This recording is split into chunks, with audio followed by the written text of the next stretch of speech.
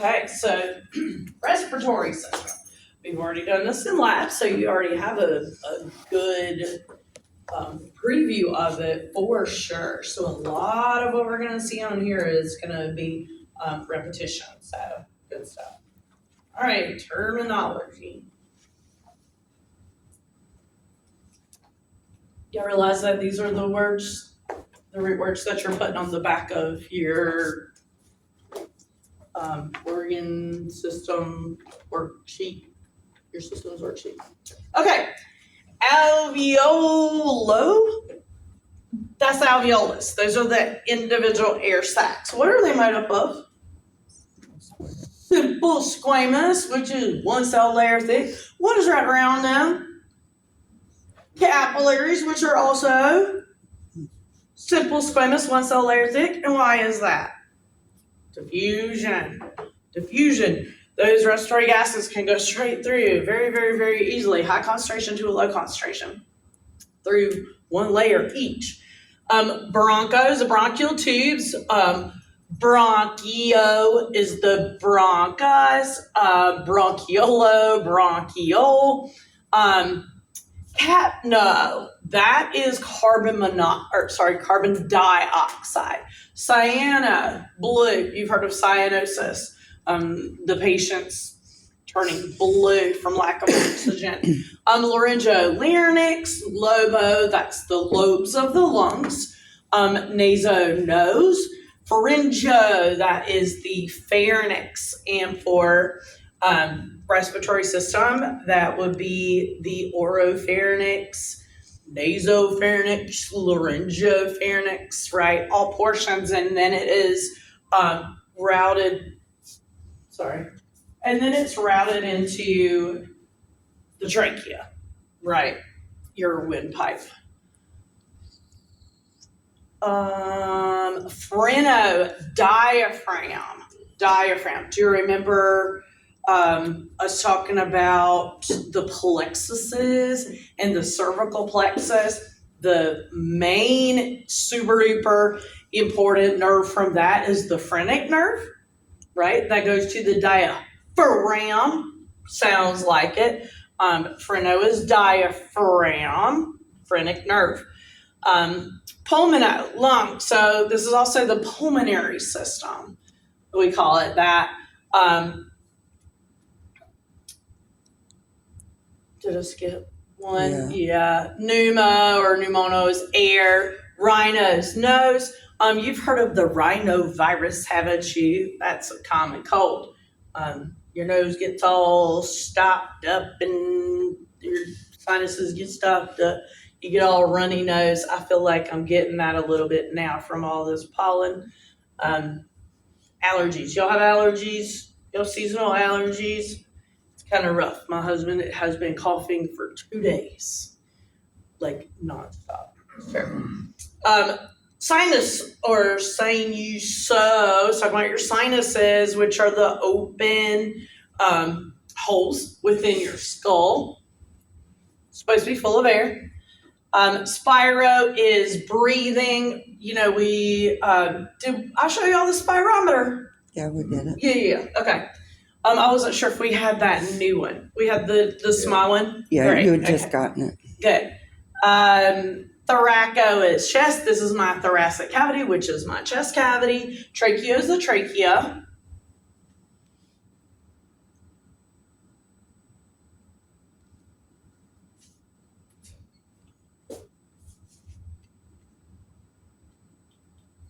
Okay. Cellular respiration is performed by the mitochondria in the cells to produce energy, right? Remember, it's called aerobic cellular respiration. What does that start with? One glucose molecule, just one glucose molecule. In the cytoplasm, glycolysis happens. What is that word? Glycolysis. Glycolysis. So lysis is to break down, right? So we're going to break down that glucose in the cytoplasm, that's called glycolysis, into pyruvate. Okay, the pyruvate then goes to the mitochondria. okay? The mitochondria then converts that pyruvate as long as you have oxygen. Why? Because it's called aerobic, not anaerobic. That's no oxygen. That goes into fermentation, right? Aerobic with oxygen, cellular respiration, aerobic, cellular respiration. That pyruvate is converted into approximately 32 ATP. And you only started with one glucose molecule. That's a lot of cellular energy that we get from one individual glucose molecule. That's crazy, isn't it? Okay, anyway, so this is called aerobic cellular respiration. Okay, that's to produce energy in the form of ATP, right? Approximately 32 ATP. And the word just plain old respiration, that's breathing.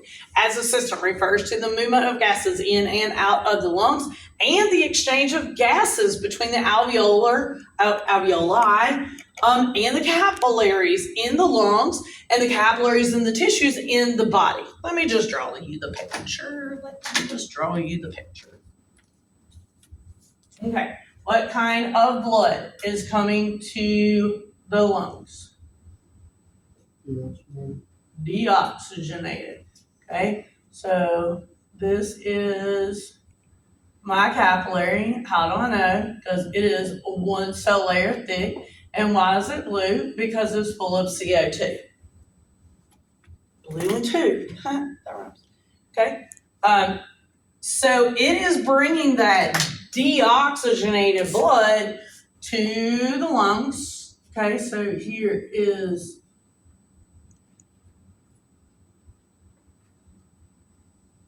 my alveolus, which is also one cell layer thick.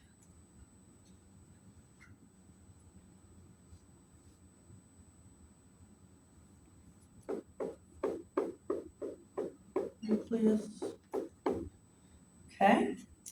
And what happens in the lungs?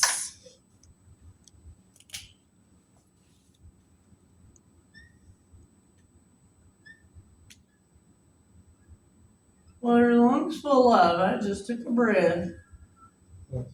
Oxygen.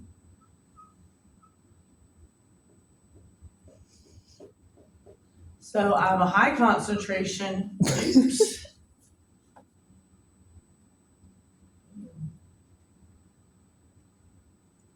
Okay, whatever. I'll fix it on that. So I have a high concentration of oxygen inside the alveolus, and it is going to go from a high concentration to a low concentration, and now I'm going to have oxygenated blood. Okay, and that deoxygenated blood is coming in this way.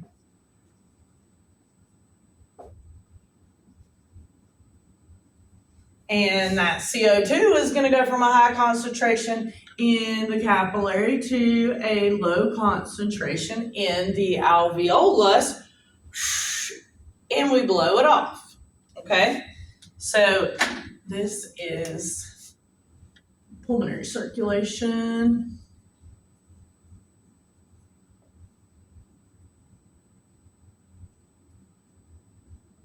This is the pulmonary circuit, right? And this is an alveolus,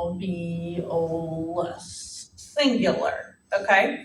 So then, where does this oxygenated blood go? Here, let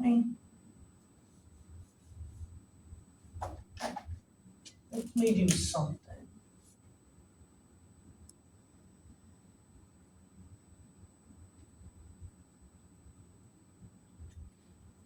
So where does oxygenated blood go? Keeps. Hello? To the body, to the systemic circuit, okay? So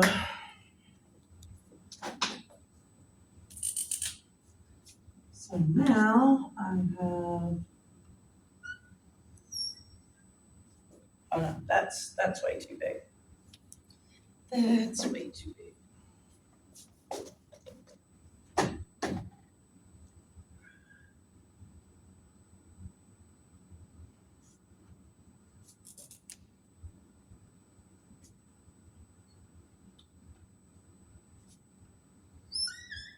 This is a body cell. So this would be my systemic circuit.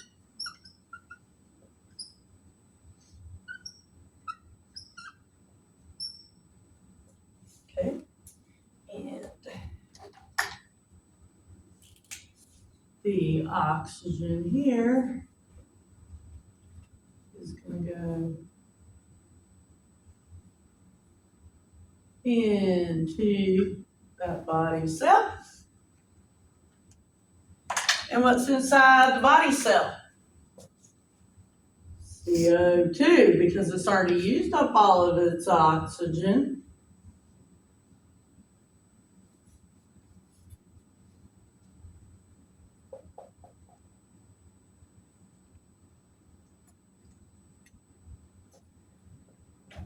And the CO2 is going to go back into the blood. Okay, so this is going to go back to the heart.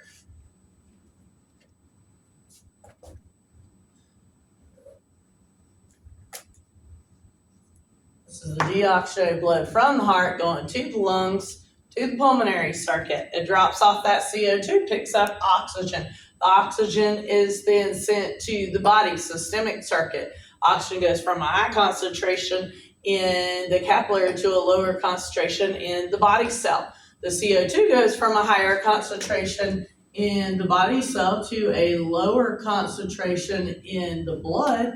Why? Because it had more oxygen in it, right? So now I have deoxygenated blood that's got to go back to the heart. Okay? That's good, y'all? Okay. Let's see where I was.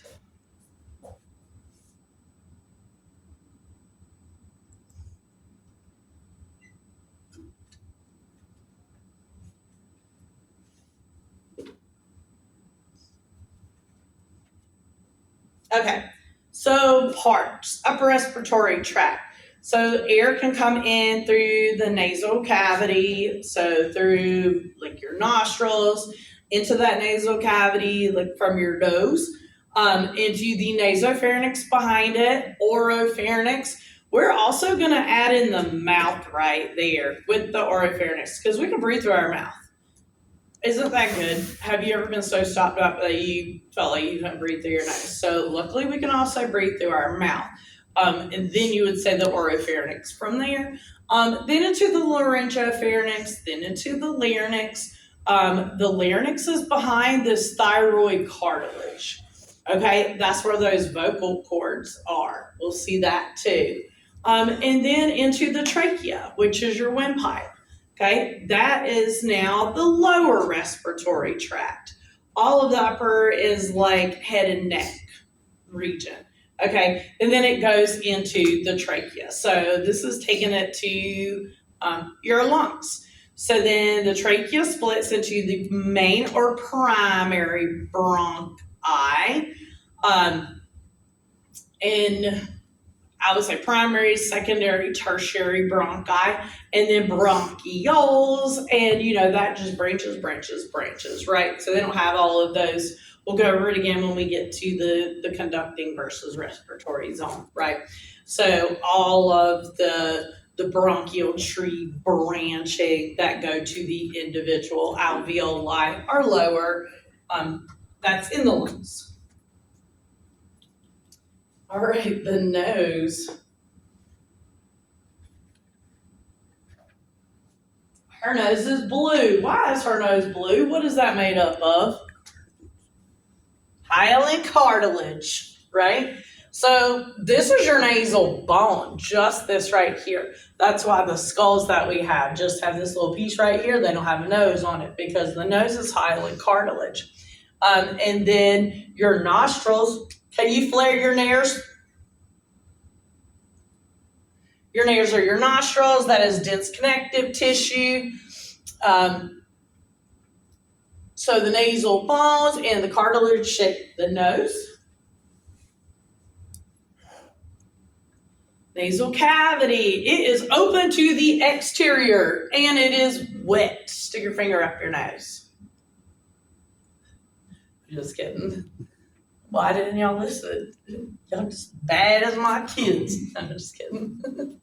It's a mucous membrane. You stick your finger up your nose, it is wet, right? It is a mucous membrane because it's open to the exterior. It is warm. It warms. It moisturizes, and what else does it do? Filters, yes. Warms, moistens, and filters. It also exposes the air to those filaments that are coming, or the small filaments in the nasal cavity of that olfactory nerve. Remember, we looked at the bottom of the brain and we saw the olfactory tract and the olfactory bulb. That's literally right here on the underside of the brain, right above your nasal cavity, right? Okay, so anyway, so it is warmed, moisturized, and filtered. The nasal concha provide extra surface area. So the concha are the bulges, right? Those bulges swirl around like this. You're looking at it from the side, so you're just seeing the side like this. You're seeing that bulge and this bulge. But if I turn it around like this, you can see that the bulges are swirly. Do you see that? They kind of curl around. So when the air comes in, it's going to go through the meatuses. And you know the word meatus means tunnel. That's going through a thick area, just like the external acoustic meatus. That's going through that really thick temporal bone to your eardrum. These are called meatuses, okay? So it's going here, here, here, superior, middle, and inferior meatus. The air travels through that and it swirls around those concha, okay? So it gives it time to filter it and warm it and moisten it, right? So it's swirling around all of the area that's exposed, right? The mucous membranes that are exposed. So it's getting it wet from the mucus. It's filtering it and warming it up. Why? Because you have blood vessels in there that are really close to the surface, and blood is warmer than the normal body temperature. So those warm, exposed vessels are going to heat it up. The air going in. Those are also the ones that are going to be affected by histamine. Y'all know histamine, what does that do? Makes your nose run. So it's going to make those vessels up in here a lot more leaky. Thanks a lot. Now I got a ruddy nose. I can't tell because I'm all stuffed up too. Okay, the vestibule is the anterior part of the nasal cavity. It's lined by stratified squamous epithelial tissue. Why? Stratified squamous. Where do you find that? In areas subject to abrasion. Okay, this is the vestibule. Why is it subject to abrasion? Because people pick their nose. Don't they? Don't. Y'all know you do. You just don't do in public, hopefully, right? You know you do. So it is subject to abrasion, right? So is the inside of your mouth, right? Because the food's moving around there. So is the outside of my skin, because stuff's rubbing up against that all the time. So is the inside of your esophagus, because that food is scraping down on it. So is the inside of the vagina. Okay, surfaces subject to abrasion. Just the inside of your nose, your nostrils from picking your nose. Okay, there's also stiff guard hairs that block debris from entering the respiratory tract. So you're supposed to have those thick black hairs in there to help prevent debris from being breathed in, right? Have any of y'all done that little waxing thing with the stick? that you stick it up your nose and you let it dry and then you rip all the hairs out of your nostrils. Have y'all seen people do that on TikTok? Oh my gosh. It's hilarious. It's absolutely hilarious. And I would never do that. No. They make these little instruments that have a little round thing on it that you stick up your nose or in your ear when you're an old man with long hairs sticking out of your nose and ears. Yeah, you can do that instead. I couldn't imagine though. Can you imagine how bad that would hurt? Have you ever gotten hit in the nose?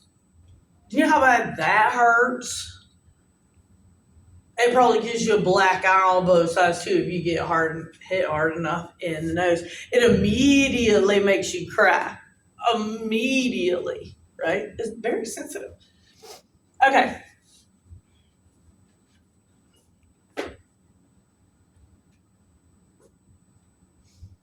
All right, the pharynx, it is separated into the naso, oro, and laryngo. Naso is behind the nasal cavity, right?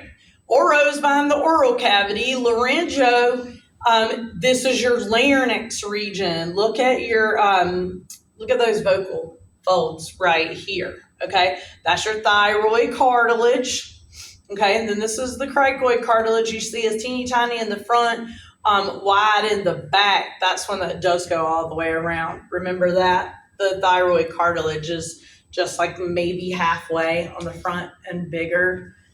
That's where you would have that point right there. Adam's apple. Y'all see that? Okay. So nasal behind the nasal cavity, or behind the oral cavity, and then your laryngo. So air goes this way. It's going forward and into the trachea. Food coming from the mouth, you swallow it, or laryngo. It is routed into the esophagus by this epiglottis, okay? So the epiglottis is going to bend down right here. So it's going to go bloop. Stop. So it's going to go bloop like this, like that, and it's going to cover this up so the food goes straight down the esophagus in the back. Okay, so the epithelial tissue varies in each part of the pharynx based on the materials that travel through each area. What is the trachea lined with?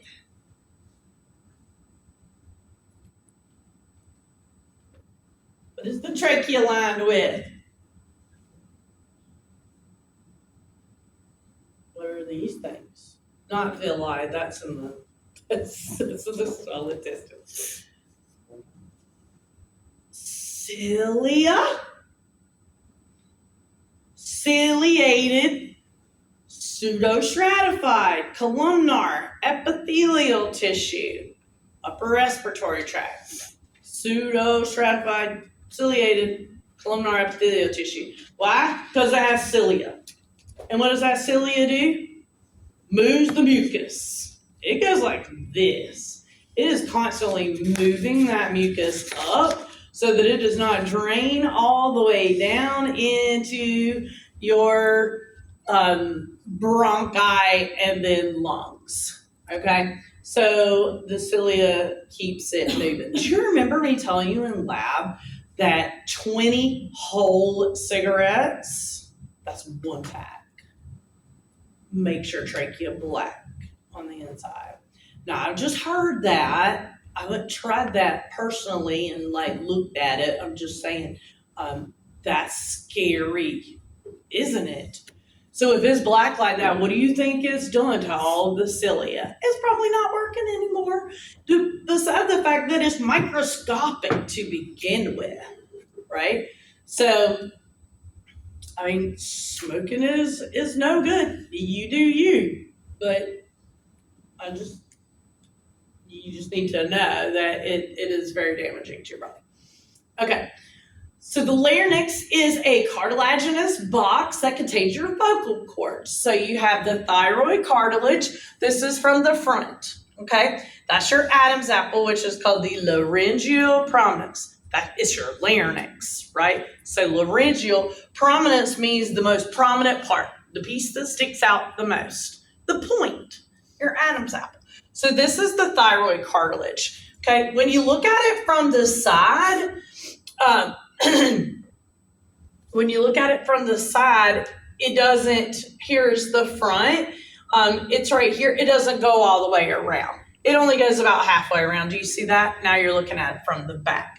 However, the cricoid cartilage, you see how it's skinny in the front? It does go all the way around and it's wide in the back, okay? And that's the only one that does go all the way around. The rest of them, the thyroid cartilage does not, and then the rings of the trachea don't, right? They're C-shaped rings, and then there's a membrane on the back. Why? What is directly behind the trachea? The esophagus. So when you swallow, check this out, when you swallow a big bolus of food, it can stretch out like that, and there's that membrane in the back of it, so it is not getting caught on the hard cartilaginous pieces. You see what I'm saying? It's not going boom, boom, boom, boom, boom, boom, like down with the trachea on the other, like on one side of it, because there's that membrane on the side that the esophagus is. Does that make sense? Okay. So here are your C-shaped rings. You see it doesn't go all the way around to the back. So that is the area where that esophagus can stretch out just a little bit when you swallow a big bolus of food. And it won't get stuck on like the rings like this. Okay. So here are those vocal cords. So the vestibular fold is the top one, and that's your false one. The vocal fold underneath it, that is your true vocal cord. And you can put your fingers here and you can feel the vibrations while you're talking. And you talk with exhalation. You can't talk and suck in at the same time. Can you all try that?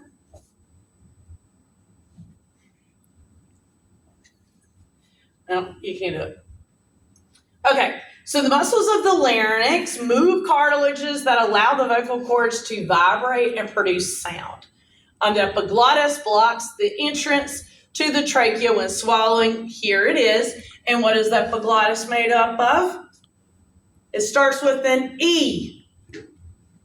Elastic cartilage. Elastic cartilage. What is the other thing that is elastic cartilage that also starts with an E? Ear. Remember, it's elastic. I can bend my ear in half and it bounces back because of the elastic tissue.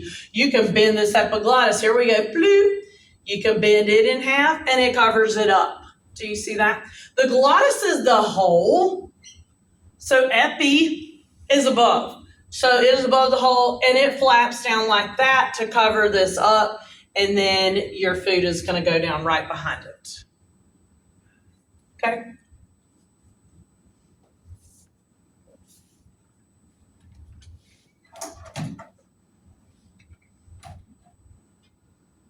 Oh, and look, there it is. You can see the glottis as the hole, and you can see the vocal cords. How cool.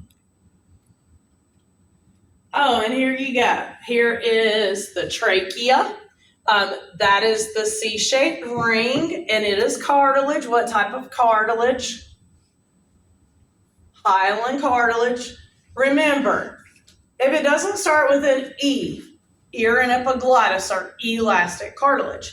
And if it's not a disc, which is fibrocartilage, and that is the pubic symphysis, intervertebral disc, and meniscus disc, everything else is hyaline cartilage. Okay? Easy to remember. So these rings are that hyaline cartilage. This is the esophagus behind it. You see the membrane right here, so the cartilage doesn't go all the way around. So the trachea has 18 to 20 C-shaped cartilages that hold it open for easy passage of air because you don't want your windpipe to collapse, right? You want it to stay open. The trachea splits to form the main bronchi, and that is called bifurcation. Bi is two, so when it bifurcates, it splits into your two primary bronchi, okay? And then they're gonna split into what? Secondary bronchi, which then split into what? Tertiary bronchi. And those split into the smaller bronchioles, right? Just like you have arteries and arterioles that are a little bit smaller, you have your primary, secondary, tertiary bronchi, and then bronchioles. And then what is the end of the conducting zone? End. Terminal bronchioles, right? That's the end of the conducting zone. Conducting zone is where the air is going, but hasn't reached the alveoli yet. So it's just moving through it, but no gas exchange can occur there, right? Because it hasn't gotten to the alveoli to do the gas exchange like this, okay? So it splits into the main bronchi. The inner lining is ciliated to trap debris from accumulating in the lungs. So you see there's a whole bunch of cilia in there. There's goblet cells. What do goblet cells do? It's the only unicellular gland. And what do they release?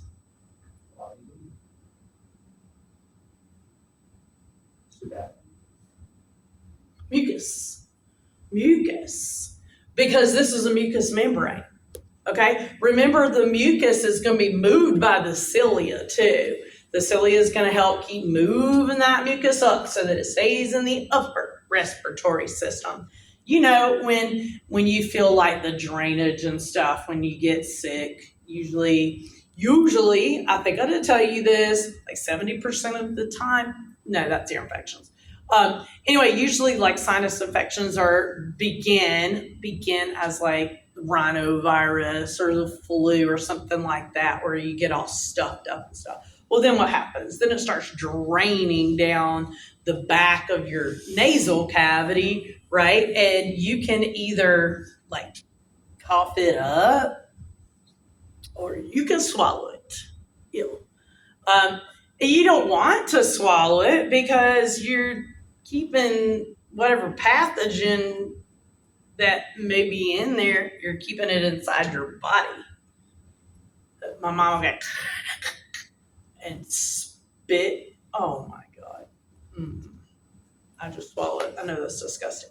But hopefully when it gets to my stomach, what's in my stomach, that'll like fry it. Hydrochloric acid, right? That's what we hope for. Okay, anyway, goblet cells, remember they look like a wine glass, like a water goblet. Remember that? They're unicellular glands that secrete mucus. You also have these, because what is this? Pseudostratified, ciliated, columnar epithelial tissue, right? We also have simple columnar that lines the digestive tract. Digestive tract is open on both ends. So it is also mucous membranes. That is also where you find a ton of those goblet cells. Are you with me? Okay, so you find them here lining the trachea as well. So the inner lining is ciliated to trap debris and also to keep that mucus moving so that it doesn't drain down into your lungs eventually. All right, lung vein, the bronchial tree. Each main bronchus enters the lung and then further divides to form the bronchial tree. Lobar is second, okay? Go to each local, that should say lobe. The left lung has 2 lobes and the right lung has 3 lobes due to the position of the heart. So where's the heart? It's a little bit more on the left. So you're not seeing it all on this x-ray, but you would see the cardiac shadow right here because that's muscle, and it'll be kind of gray right there because muscle is denser than air. So you see this is the lung full of air. Air's what you see is black in the lungs, right? Because the x-rays go through air very, very easily. They don't go through bone easy. That's why bone is white. And this is connective tissue, right? Making up all of the trachea, bronchi, all of that fun stuff. So you're seeing that be a little bit white as well. You with me? Okay. All right, bronchioles have smooth muscle in their walls and lobules. They branch to small air sacs called alveoli. I assume that we're going to get to it somewhere on here, but one more time, the conducting zone. So you have the trachea, and it bifurcates, right? It splits into the primary bronchi, secondary bronchi, tertiary bronchi, bronchioles, and then terminal bronchioles. Okay, terminal, like if I was decapitated, that's terminal, right? Terminal bronchioles is the end of the conducting zone. So then you go from terminal bronchioles into respiratory bronchioles. That begins the respiratory zone. So those respiratory bronchioles are going to branch into the alveolar ducts. And then on the alveolar ducts, you have these alveolar sacs, which look like a bunch of grapes. And then the last part is the individual alveoli. You see it right here. The capillaries are surrounding it. It is bringing the deoxygenated blood to the alveolus. It is exchanging, is picking up oxygen, and then the blood is going away from it oxygenated, like you see right here. Okay? This is the alveolus. This is the capillary. Each of them 1 cell layer thick, simple squamous, perfect for simple diffusion. There's also a bunch of lymphatic tissue in there too. Here's a macrophage. Do you remember that I said monocytes become macrophages? Remember monocytes have U-shaped or kidney bean shaped nuclei? Here it is. It's a macrophage in the tissue, not in the blood. So they're in there to help fight off any kind of pathogen that you could have breathed in. Okay? Those are cool. They change shape just a little bit too because remember monocytes are just like the largest of the white blood cells. They're kind of just round and big with that U-shaped nucleus. They're agranulocytes. They don't have polka dots in the cytoplasm. But macrophages kind of look like what? Amoebas that are kind of going around. Like they had these two protrusions like hands that are crawling around, and then they find something foreign and they just grab it and gobble it up, right? Macrophage, they're Pac-Man. Okay, so the alveoli have walls of simple squamous, 1 cell layer thick, and great alveolar cells that produce surfactant. Have I mentioned surfactant? Here we go. So surfactant, you can see the layer on the inside. It reduces the surface tension or cohesion of water so that the alveoli don't collapse. Okay, so you know how you put water together and it all beads up, right? If I were to drop a few drops of water on the table, it is going to bead up. There isn't anything that that makes that water just spread out across the surface of the table. Well, that is what surfactant does. It spreads the moisture on the inside of our lungs. It spreads it out across the whole thing instead of it becoming a giant water droplet that would collapse that very thin single-celled alveoli. Okay? So it's a phospholipoprotein, okay? It's sympathetic, it's polar ends and non-polar ends. So it is going to keep the moisture distributed so it doesn't beat up and collapse the air sac. Okay?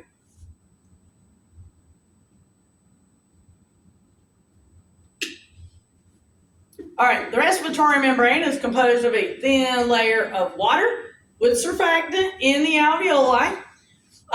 The simple squamous cell alveolar wall, and then the single cell, which is also simple squamous capillary wall. So that's what I drew up there for you. The green one is the alveolus. So you have the deoxygenated blood coming in. I just breathed in a whole bunch of oxygen. My lungs are full of oxygen. The oxygen goes from a high concentration in the alveolus to a low concentration in the blood. So now the four, on the hemoglobin, the 4 spots on hemoglobin that have iron, that is what binds that oxygen for it to become oxyhemoglobin. So full of oxygen. So that's going to bind. The more it binds, the more oxygen carrying capacity you have to the body, right? So oxygen goes in, we get rid of that carbon dioxide, and then we blow off that carbon dioxide with the same breath, but we blow it out.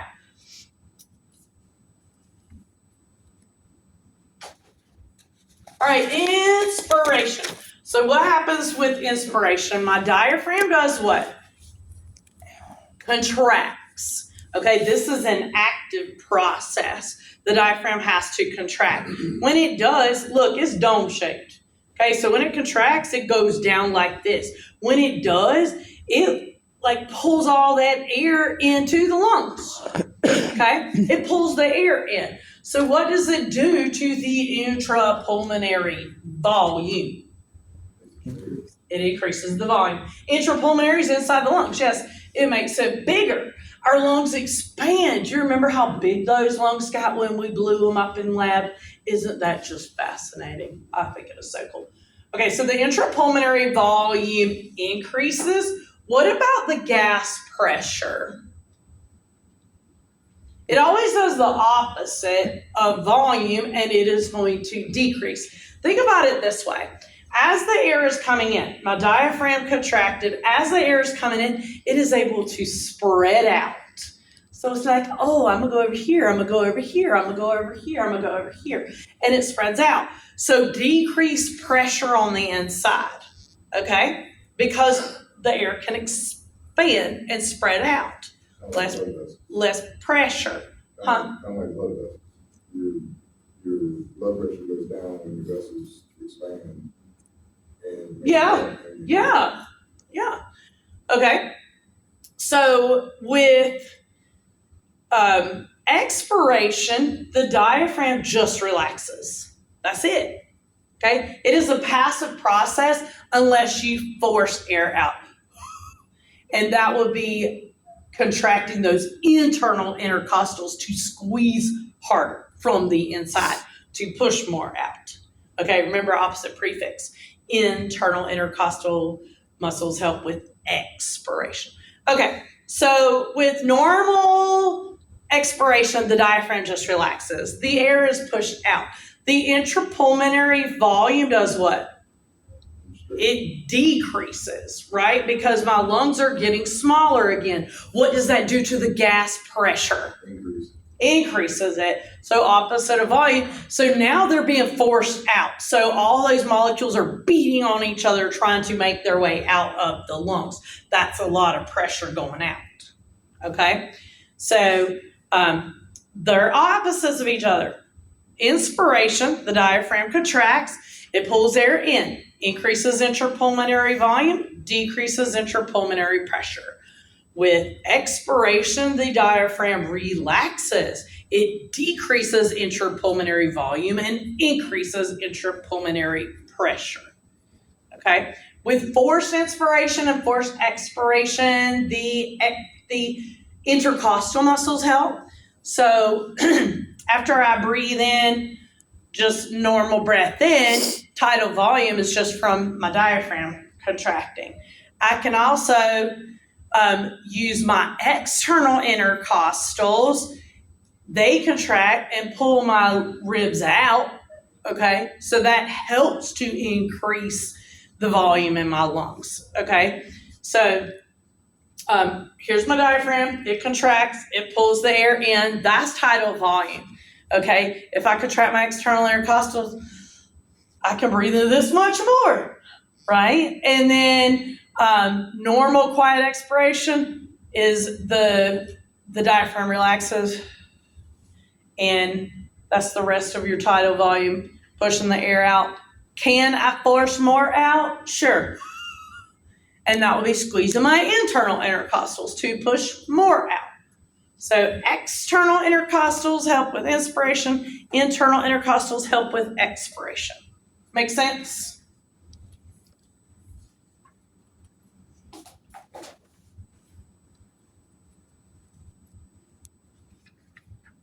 And the pressure difference is normal pressure within the pleural space is always negative.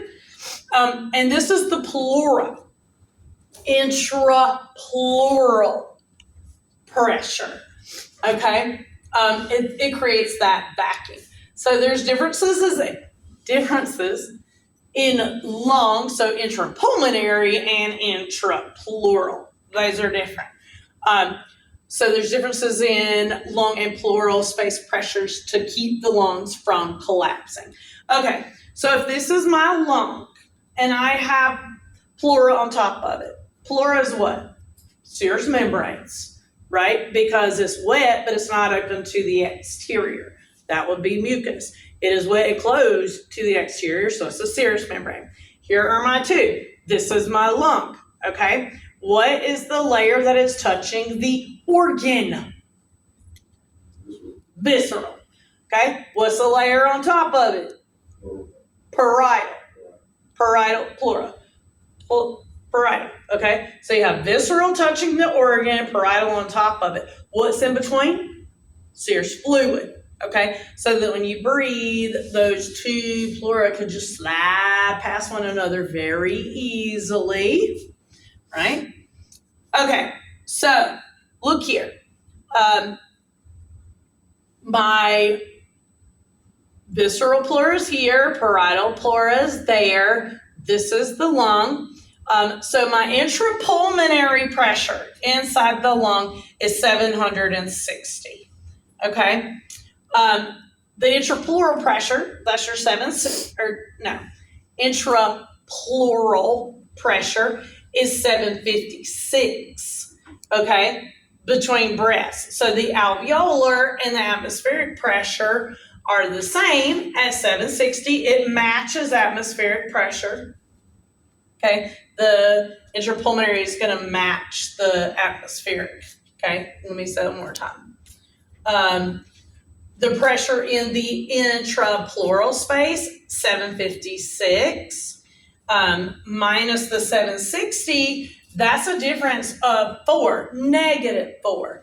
So your intrapleural is always negative. That is what creates that vacuum. So the chest wall and the lungs are moving in opposite directions. It causes lower intrapleural pressure. It's lower in between the pleura.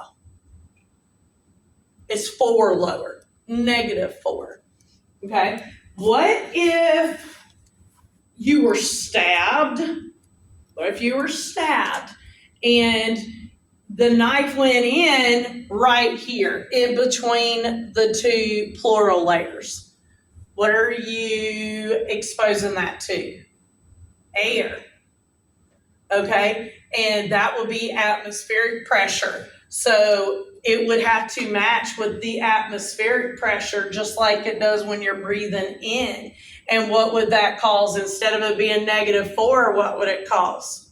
The same. It would collapse the lung, right? Because you'd have the air going in. It would force them apart and it would collapse that lung. You want it to be negative. So that is what helps with the sliding and the movement of the lungs, right? And that's what creates that vacuum, okay? You don't want it to match atmospheric pressure. That would make the lung collapse. Okay, Normal breathing moves about 500 milliliters of air with each breath. I like using liters, so I would say 0.5. If you move from milli to liters, you are moving it 1, 2, 3 places to the left, right? Okay, so 0.5 liters, a half a liter with each normal breath in and out. Does all of that make it to the alveoli? Nope, because yes, because that anatomical dead space that he said, that's in the conducting zone, that doesn't make it all the way down to the respiratory zone. Respiratory zone is where you start finding the alveoli. Yes. So, huh? Make about 350 to the. Yes, absolutely. 350 make it down to the alveoli. So that's the exchangeable air, right? So the dead space volume is the air that remains in the conducting zone. That's approximately 150. So if you subtract that from the 500, then you get approximately 350 milliliters or 0.35 liters that actually do make it down to the alveoli, and you get the gas exchange with the capillaries. There's many factors that affect respiratory capacity. We said a person's size, age, male versus female, physical condition, and what do we measure it with? Spirometer, Spiro's breathing.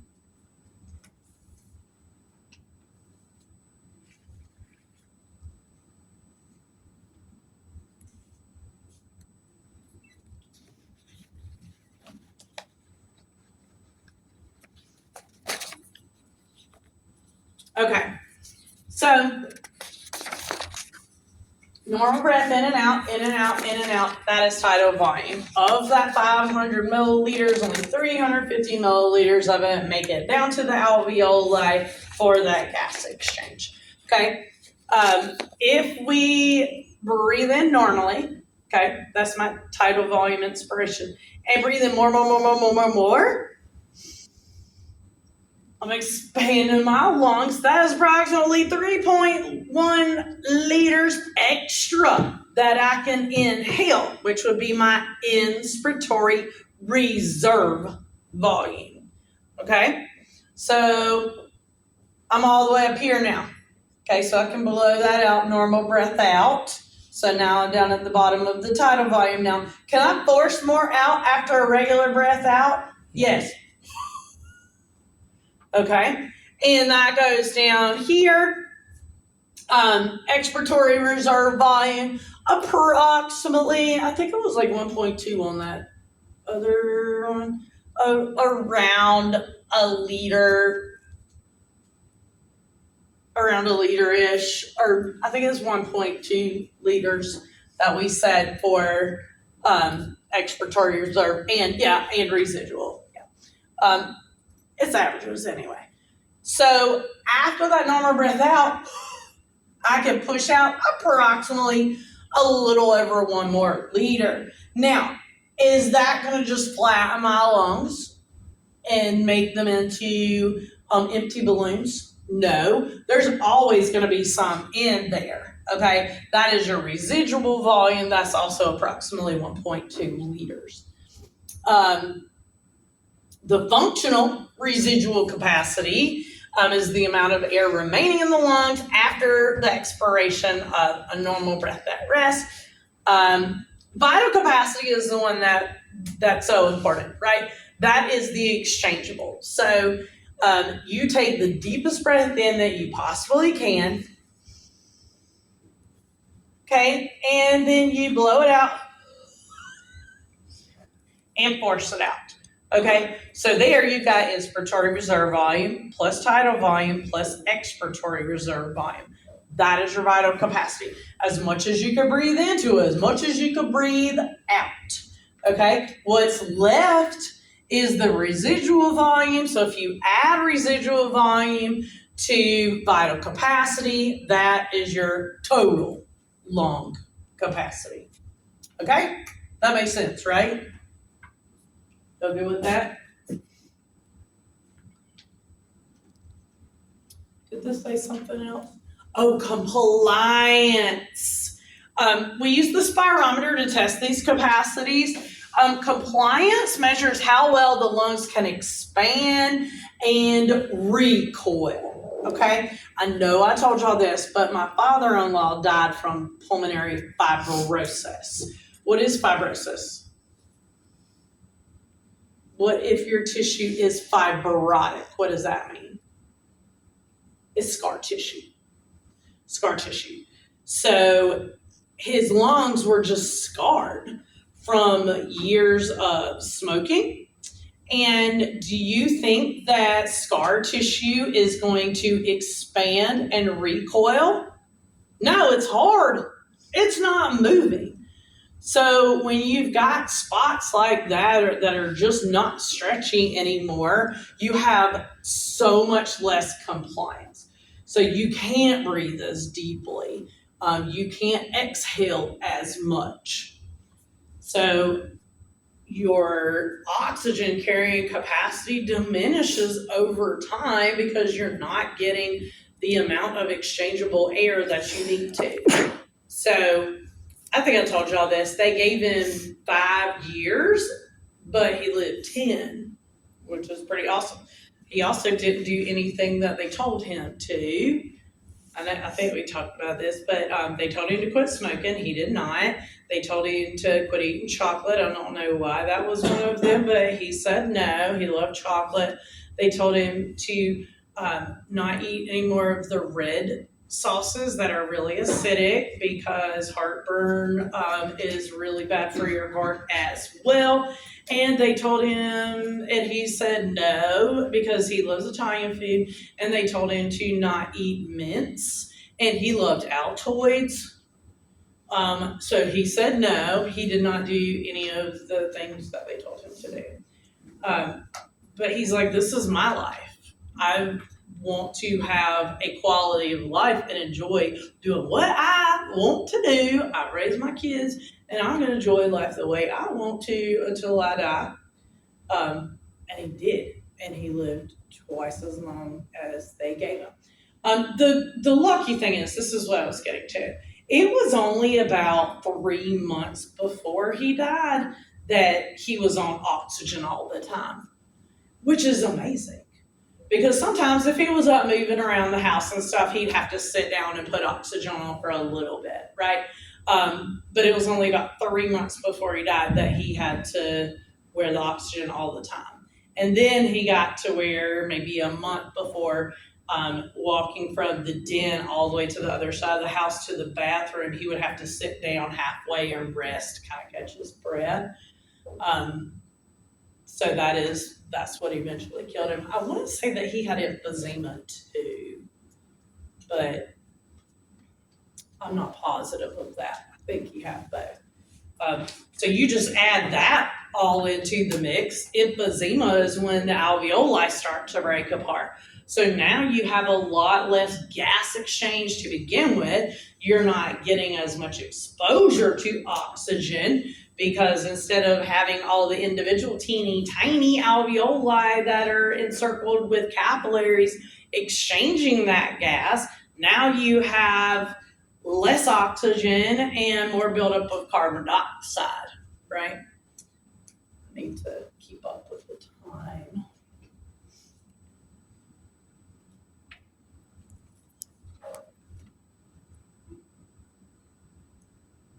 Okay, so Dalton's law, so pressure is the sum of all of the gases that's total pressure, is the sum of all of the individual partial pressures, right? So if you have so much pressure of oxygen, so much pressure of nitrogen, so much pressure of whatever, you add all of that together and you get the sum of all of those pressures. That's Dalton's law. If this picture helps y'all, by all means. Okay, gas transport. So, I was talking about hemoglobin earlier. So this is hemoglobin. Those kind of looks like Saturn, doesn't it? It looks It looks like a black Saturn with a green ring around it. I don't know. Anyway, so that's your heme group with iron. So for each hemoglobin, you have 4 irons, and that is what your oxygen is attaching to.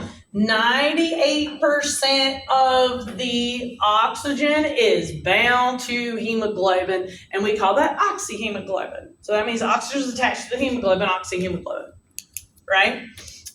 Only 2% of it is dissolved in plasma. Remember when we were talking about blood and we talked about all the things that were in plasma? We said that was a whole bunch of ions like sodium, potassium, chloride ions, bicarbonate, calcium. Your hormones were dissolved in the plasma. Plasma proteins were dissolved in there, and a little bit of respiratory gases, right? And I said, but not much oxygen in the blood. Plasma. Why? Because 98% of it is bound inside the red blood cells to the hemoglobin. Okay? Carbon dioxide, 70% of it is transported as bicarbonate ions. Okay? So this is that formula that we've been through before, right? We've been through this. So CO2 in the plasma, we're going to convert it. Why? Because CO2 is acidic. So we don't want a whole bunch of CO2 moving around making our blood too acidic, right? So we're going to convert it to a base. So the CO2 in the plasma attaches to water, right? So CO2 and water make carbonic acid, right? So the carbonic acid then is going to break down into hydrogen ions and bicarbonate ions, okay? And then the bicarbonate diffuses into the plasma. So now we have bicarbonate ions in there instead of CO2, okay? And then what? We have chloride ions in the plasma. This is called the chloride shift, okay? And that goes in, all right? And you have hydrogen ions that are attaching to hemoglobin, okay? And then you have the oxygen is breaking off of the hemoglobin, and you find a tiny bit of it in the plasma as well. Most of it is going to be bound to the hemoglobin, right? Majority of, so 98% of the oxygen is bound to hemoglobin, 70% of the carbon dioxide is transported in the plasma as bicarbonate ions. So that's how they're transported most. Where else are you going to find the CO2? Some of it, 20% of it is bound to hemoglobin. Not a whole lot though. Not 20%, that's not that much. And that's called carbamino hemoglobin. And then 10% of it is in the plasma by itself.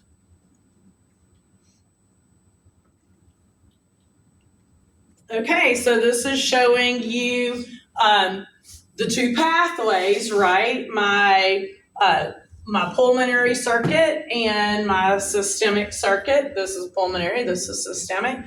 So the gas exchange between the alveoli and the capillaries in the lungs. This is called external respiration.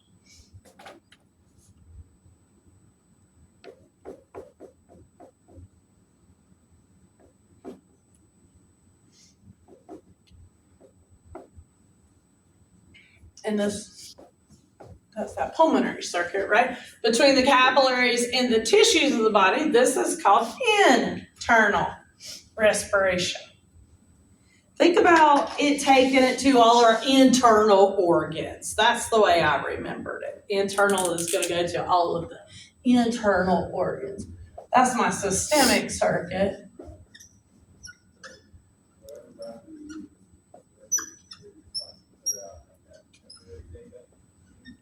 That's my internal respiration.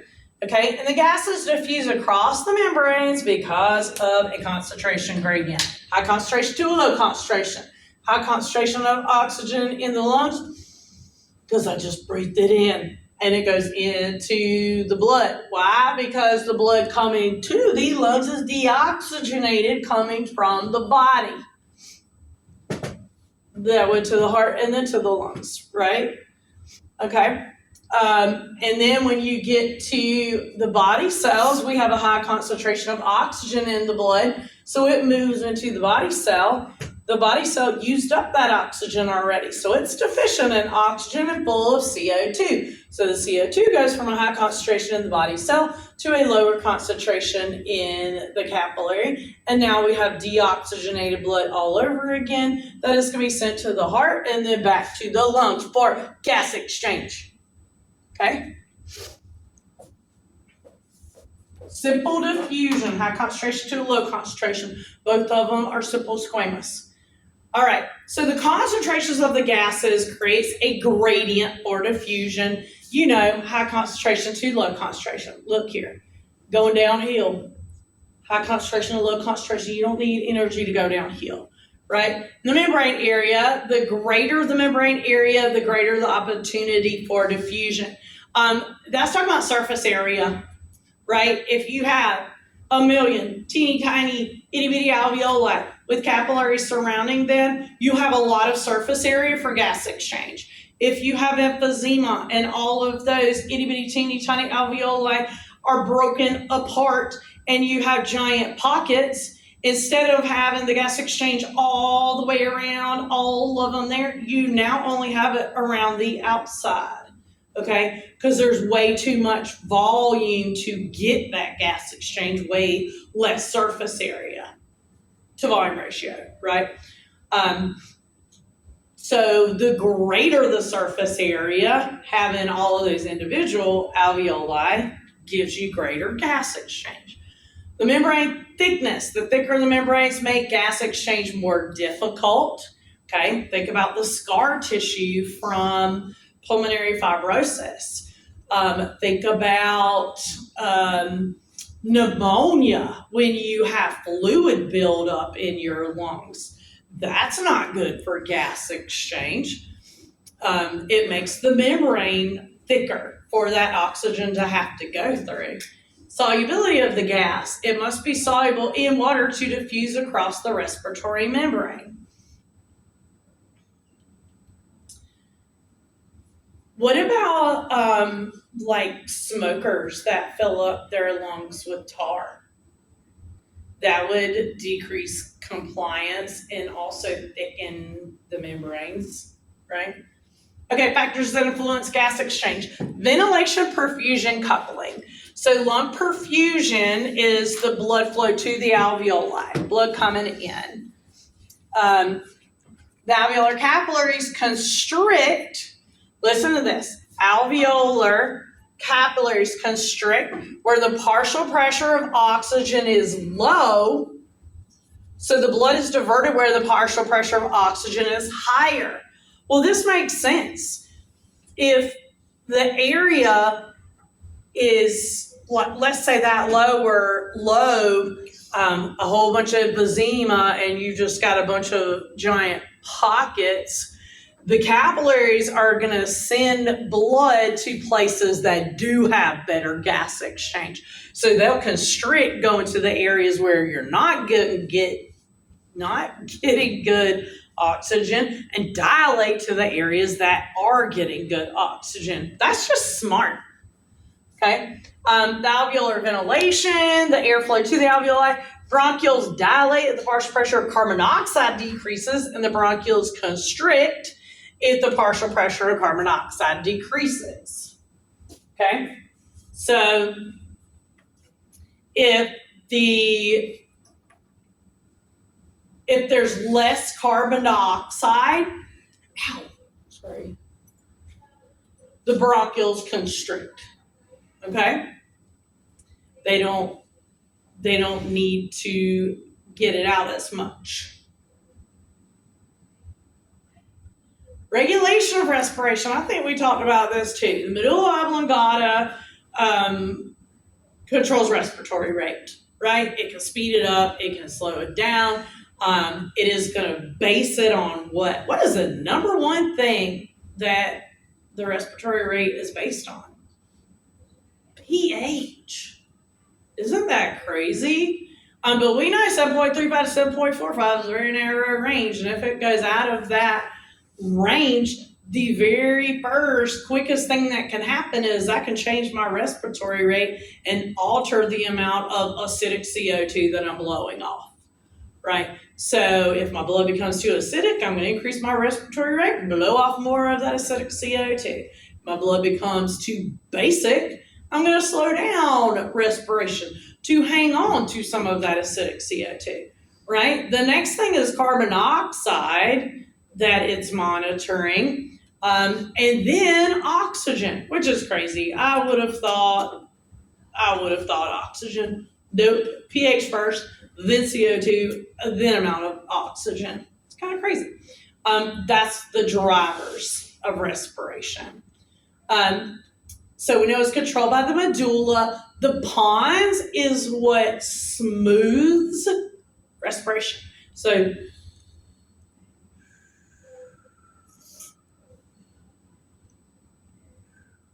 that makes the waves of the tidal volume, right? Instead of it being right? So that's what the pons does, is it smooths that transition, okay? The medulla also receives information concerning the need to control respiration from stretch receptors, the pons, the cerebral cortex, and chemoreceptors.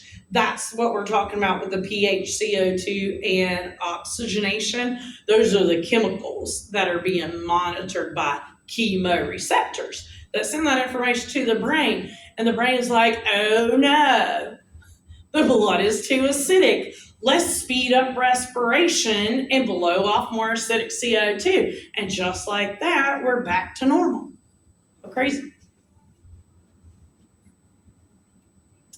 Okay, information to the medulla comes from several sources. The stretch receptors in the thorax or the thoracic wall react to the degree of chest expansion. It is the Herring-Brewer reflex. So you know that we can breathe in. Everybody breathe in. Breathe in more. Breathe in more. More. Okay. So that is the expansion, right? And then what's going to happen after that? Recoil, right? Then you're going to get the recoil with expiration. Proprioceptors in the muscle and joints alert the medulla when a greater demand is needed. Okay, proprioceptors know this word. I'm not sure if we mentioned it when we were talking about the muscular system or not. But proprioceptors tell muscle stretch. So they come from muscles and joints, and it's basically alerting the brain that the muscles are moving and the joints are moving. Okay, so what does that tell you? That I'm being active, right? I'm not just laying on the couch watching TV. I'm being active. So those proprioceptors are picking up movement information from my muscles, from my joints, and sending it to the brain. And the brain's like, oh, you're walking. Great. I guess I'm going to need a little bit more ATP, right? So how about I jump on the treadmill and start running? Now my body's like, are you kidding me? I'm going to need a lot more oxygen, right? So what really quickly snaps into gear? Sympathetic nervous system, right? So you increase your respiratory rate, you increase your heart rate so that we can pump that blood quicker to send more oxygen to the body, because we need it for aerobic cellular respiration to produce ATP, because your muscles need energy in order to contract. Okay, so this is communication from proprioceptors in the muscles and joints, alerting the brain of activity or stretch in those muscles, and it alerts the brain that you're going to need more energy. Okay, The pontine, so that's the pons respiratory group, receives input from other brain areas to adjust respiration. The cerebral cortex can override reflexes. Cerebral cortex, that's your thinking part, right? The gray matter on the outside, that's where all the magic happens, right? That's the thinking and processing and all of that. It can override reflexes because I can consciously think, I'm going to hold my breath. Okay? My kids would drive me crazy at the lake. They'd be like, Kill, how long I can hold my breath? And they'd hold their breath and they'd go under. Do y'all have little kids? Oh my gosh, it was so annoying. And they'd come back up. I'm like, 4 seconds. Like, oh, I can do better. I'll do it again. So they go under and they come back up, and I was like, 7 seconds. And they do it again. Wait, Mama, watch this. Mama, watch this. Y'all know that. And then they go under and they come back up, and I'm like, 7 seconds. So you know they got to beat their time. So for an hour, Mama, watch this. It's fun. Love it. It's fantastic. Anyway, so you can consciously hold your breath. Okay. How long can y'all hold your breath?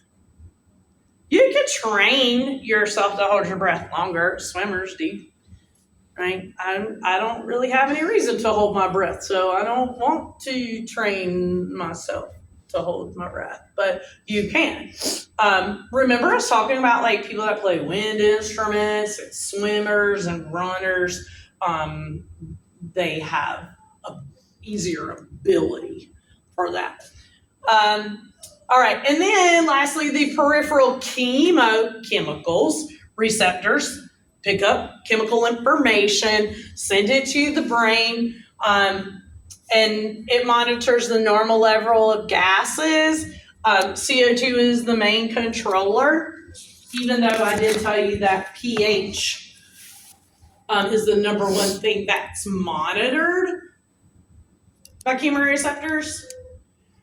Okay, regulation of respiration. So homeostasis would be normal ranges, right? So the respiratory center is sensitive to changes in CO2 and what?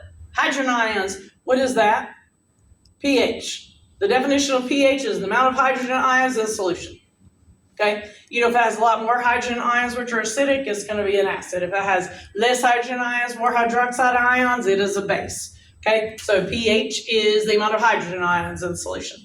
Okay, so what is it sensitive to? pH changes and whether you have too much CO2. So if you do have too much CO2, that is called hypercapnia, and the hydrogen ion causes respiratory center to increase the rate and depth of breathing. Why? Because I want to blow off that acidic CO2. Right? I've got too much. Let's increase respiratory rate and depth and blow off more of it. So it causes loss of CO2 and hydrogen ions and lowers the levels to normal. If you have a decrease in CO2 and hydrogen ions, why do we say and hydrogen ions? Because it's talking about pH, right? So we have a decrease in CO2, a decrease in hydrogen ions. It causes brief apnea. So it allows the CO2 and the hydrogen levels time to rise back to normal. Okay.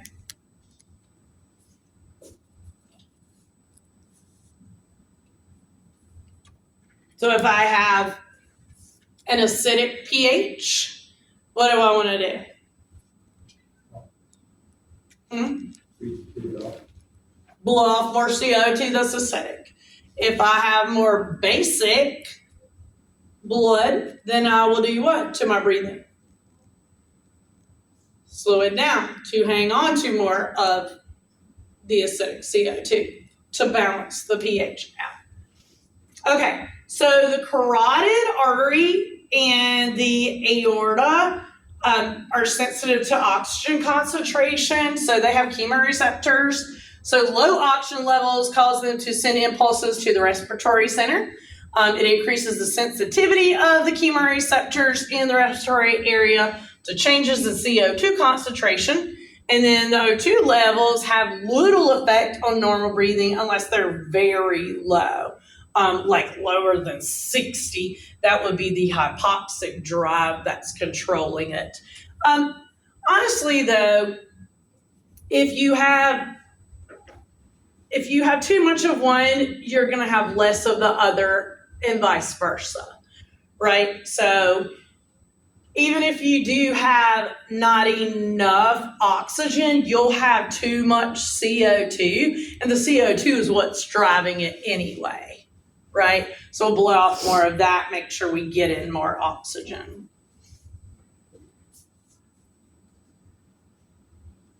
All right, acid-base balance. This is what I've been talking about. An acidosis, so normal pH range, 7.35, 7.45. You'll know that? Very narrow. 0.1. That's not much.